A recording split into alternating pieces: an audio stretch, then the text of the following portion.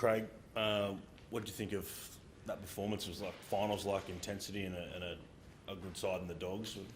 How did you guys go?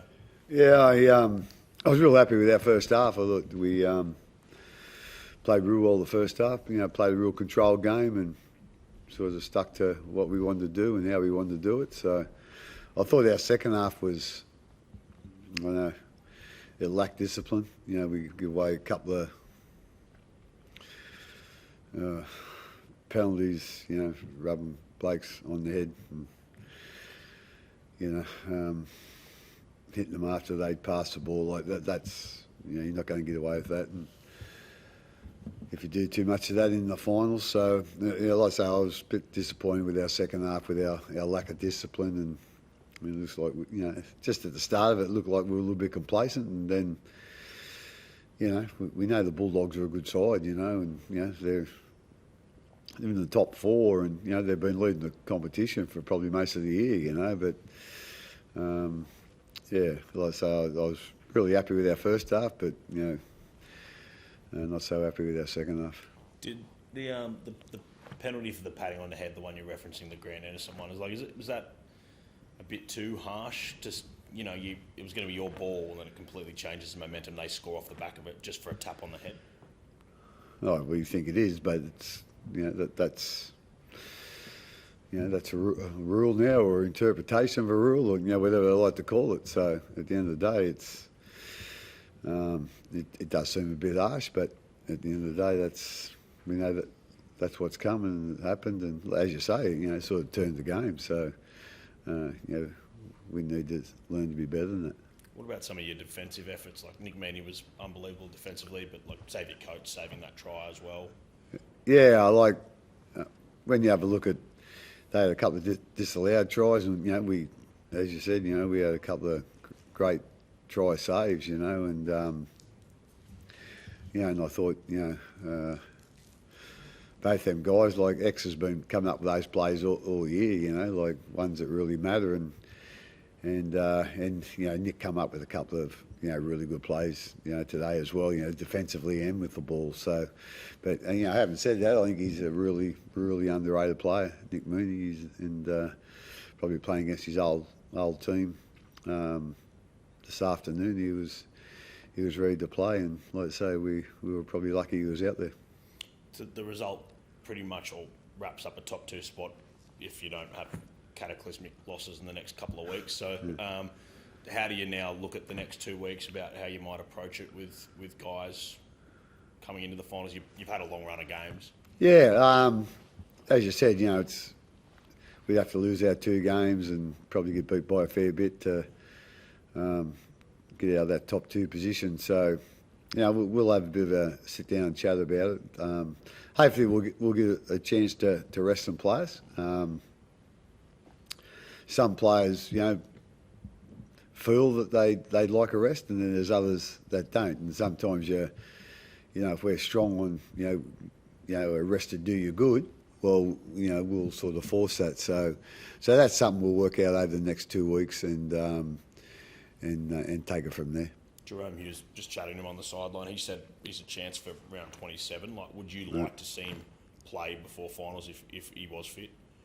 Yeah, I don't think he needs to play as far as combinations and things like that, but just I suppose for his confidence, and having confidence in the shoulder, and just come back and playing. I think I'd hate for him to go in into a final with a bit of doubt. So if we can take that doubt out of it by playing him in our last round, well, we'll look to do that as long as he's, the physios, the medical people think he's, 100%, right to play. Any news on Tui's condition? I see him just in the dressing room there. He seemed fine. He was up singing the song, but he's a pretty tough unit Tui, so it must have been, reasonably bad. The head knock, so he probably won't be playing next week. So, but like I said, he's up and about, so he seems to be okay. I see Trent Liero clocked something like 48 tackles. It was another big game from him. He's a bit of a quiet achiever, it seems. Doesn't get a lot of... I mean, I know he played Origin, but... Yeah. No, he has. He's probably been doing that nearly all year. I wouldn't say his tackle count's always up that high, but what he, with his work rate, what he might not do in defence, he'll do in attack. He'll have 22 or 3 runs. So yeah, he's a very, very valuable member of the team, and for a young bloke, he's really consistent as well. And as you said, he got rewarded this year by playing Origin, and we think he's, there's good things ahead for Trent. With Harry, Craig, the shoulder charge, thoughts on that? Yeah, probably obviously wasn't what we wanted. I'm not quite sure, in my opinion. I'm not quite sure it deserved a sin bin. Certainly a penalty or whatever, but I thought a sin bin was harsh. But again, that's just my opinion. Conceding an average of 12 points a game here at Amy Park, how much does it mean to you to already have 2 home finals locked up? Yeah, well, as I said, we're going to have to get beaten pretty well to drop out of that top 2. So, I think all the teams in the competition,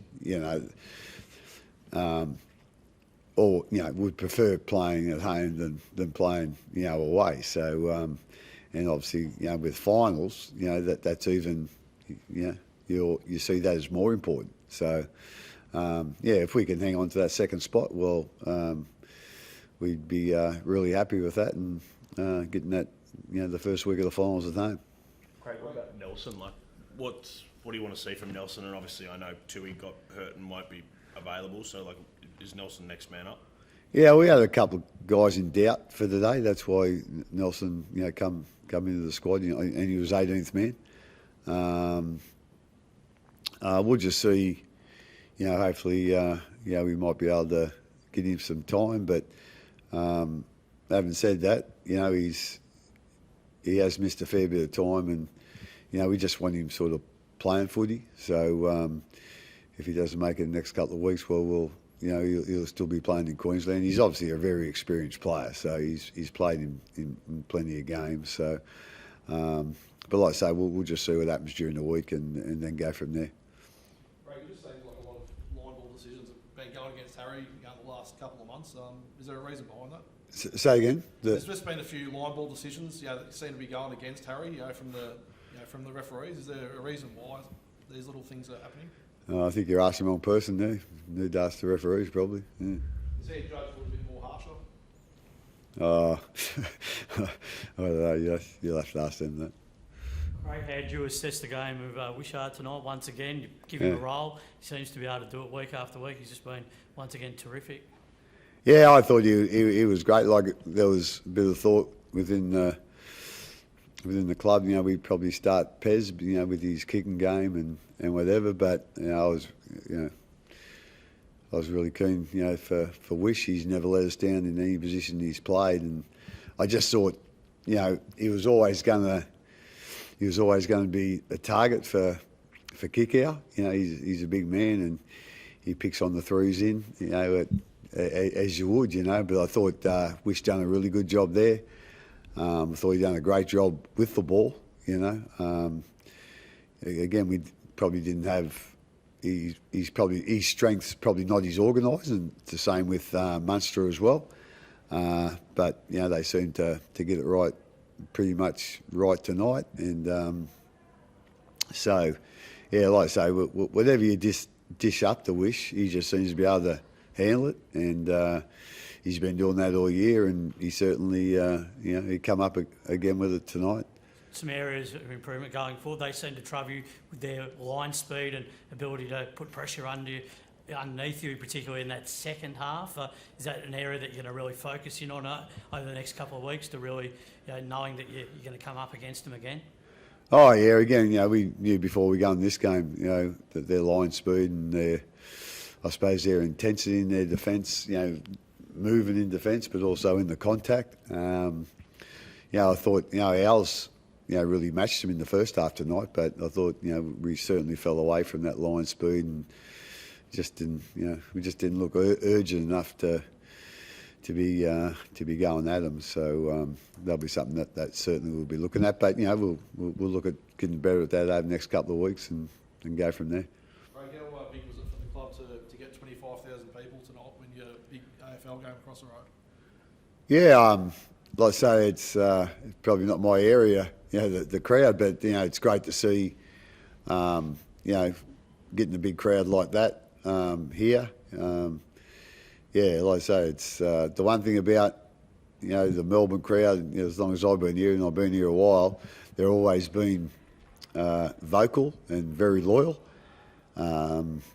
We just haven't seen the numbers like we have this year, so so that's great. So looks like Melbourne's starting to like their rugby league a little bit, and hopefully